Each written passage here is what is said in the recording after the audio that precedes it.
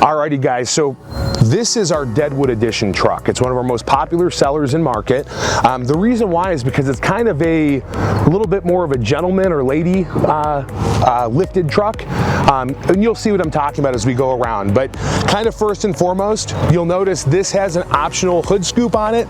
That is a real hood scoop. That is not stick-on. That is built into the hood. We also have optional 22-inch wheels, red caliper covers, and a 6-inch private label lift. You'll notice too we have our Deadwood Edition badging and the fender flares that are body color on the front and rear as well. This truck is also equipped with a two-tone black hi-hat. So rather than vinyl like some people do, we actually paint these roof lines. So this black hi-hat is painted.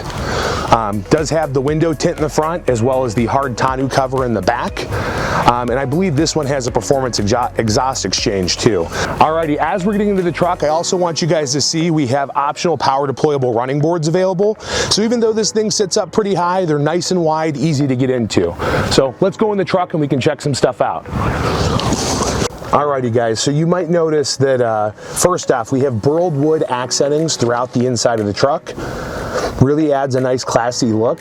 And then you can see too on the seat here, we do the brown leather, the two-tone, and then in the back you can see it's kind of a Western inspired design along the side in the two-tone as well. So really makes the truck stand out, really looks great.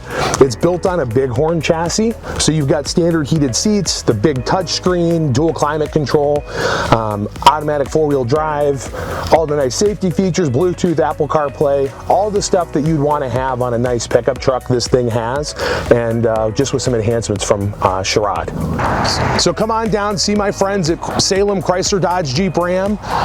Come see this awesome truck, and here in a second we're going to show you another option we have here as well. Thank you.